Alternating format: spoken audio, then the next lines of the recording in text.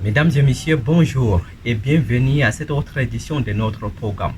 Pour ce numéro, nous allons vous faire découvrir la plume d'une jeune auteure qui œuvre pour faire bouger la scène littéraire africaine. Suivez-nous pour déceler ses talents fraîches.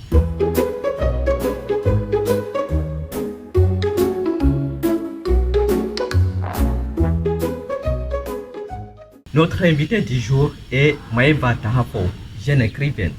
À l'âge de 16 ans, elle écrit déjà quelques nouvelles, participe à quelques concours littéraires et remporte de nombreux prix. Premier prix Booktube à Institut français du Cameroun 2023, puis présélectionné au concours prix du petit écrivain lycéen de la même année et deuxième lauréate au concours international prix du petit écrivain d'étudiant 2024. Ressortissante de l'Ouest du Cameroun et actuellement étudiante en deuxième année en études bilingues à l'université de Yaoundé. Elle est passionnée de la lecture et l'écriture depuis son jeune âge. À 13 ans, elle feuillette déjà les pages, non pas pour le simple plaisir de contempler les images, mais à s'intéresser plutôt à des intrigues qui alimentent les livres.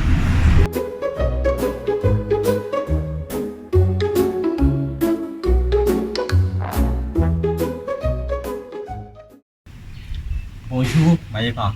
Bonjour. Merci d'avoir accepté notre invitation. Je vous en prie. Et ouvrons cet échange par une citation qui est propre à vous. Vous l'avez utilisée lors des dédicaces de votre recueil de nouvelles intitulé Des univers intimes, récits de lycéens et d'étudiants, prix du petit écrivain à l'international 2024. Vous dites, la littérature reste pour moi la plus belle des armes pour lutter contre l'endormissement des consciences.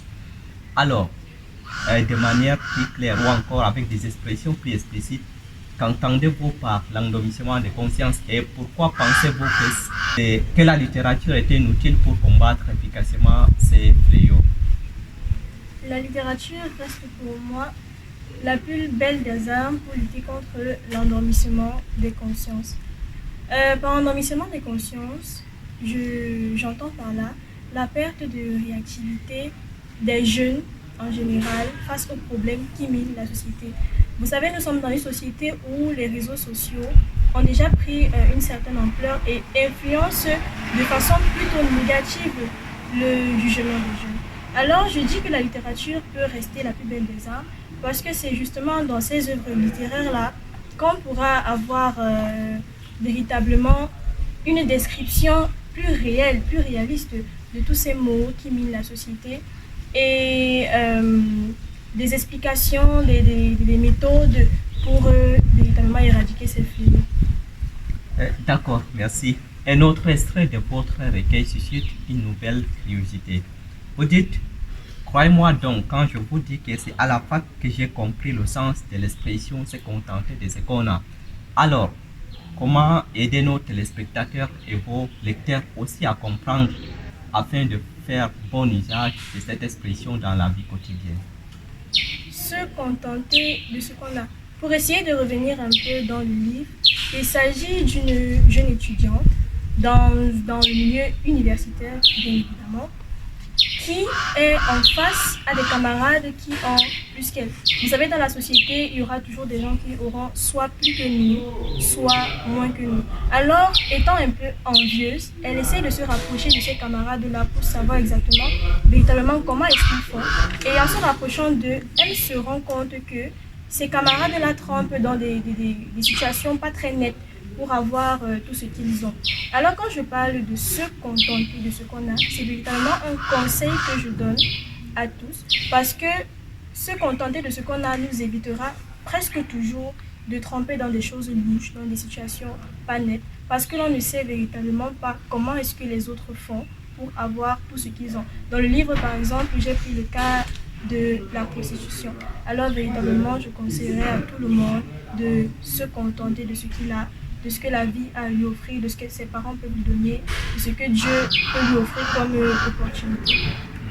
D'accord. En tant que jeune écrivain engagé, tu es très même très jeune, quel conseil prodiguez-vous à l'endroit de ceux qui vous tendent l'oreille afin de mieux cultiver cette attitude satisfaisante vis-à-vis de soi et de ce qu'on a surtout dans une société où ces réseaux sociaux dont vous parlez contribuent fortement à vendre les faux rêves et ainsi à promouvoir cette attitude de ressembler à l'autre sans pour autant questionner les dangers et la source des capitaux. Dans la vie, tout ne peut pas forcément être négatif. Dans ces réseaux sociaux-là, justement, il peut y avoir du bon. Ils peuvent véritablement se concentrer sur des figures plus inspirantes pour eux. Par exemple, même essayer plus de se focaliser sur eux qui suivent pour comprendre comment est-ce qu'ils ont gravi les échelons pour être là où ils sont aujourd'hui, plutôt que de se concentrer sur la vie bling-bling qu'on leur montre sur les réseaux sociaux. Ça, c'est véritablement mon conseil pour tous les jeunes comme moi. D'accord, merci pour ces conseils. Alors, dans ce document, vous avez également abordé la problématique des enfants en situation de famille décomposée. Ces enfants sont souvent maltraités ou encore moins considérés par leurs beaux-parents. Alors, avez-vous été inspiré par une expérience personnelle ou des histoires réelles pour dénoncer ces fléaux? Pas vraiment une expérience personnelle, parce que je ne suis pas dans ce cadre-là, dans cette situation-là. Mais disons que c'est vraiment l'un des thèmes principaux de mon engagement en tant que jeune écrivaine. C'est vraiment un thème qui m'a toujours marqué, que j'ai toujours vraiment pris à cœur, donc j'ai juste tenu à vraiment l'insérer dans ce recueil-là.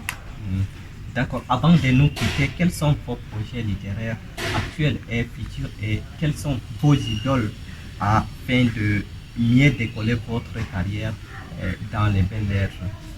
Comme idole littéraire, je dirais vraiment que mon idole littéraire à moi, il s'agit de l'écrivaine engagée Djali Amadou Amal. Comme projet littéraire, disons que pour le moment, les études empêchent vraiment de faire grand-chose. Je suis également actuellement une chroniqueuse wattpadienne. J'ai ouvert une page d'écriture sur Facebook et je me prépare à participer à d'autres concours à l'international très prochainement. D'accord. Dans la démarche de votre production littéraire, rencontrez-vous des difficultés?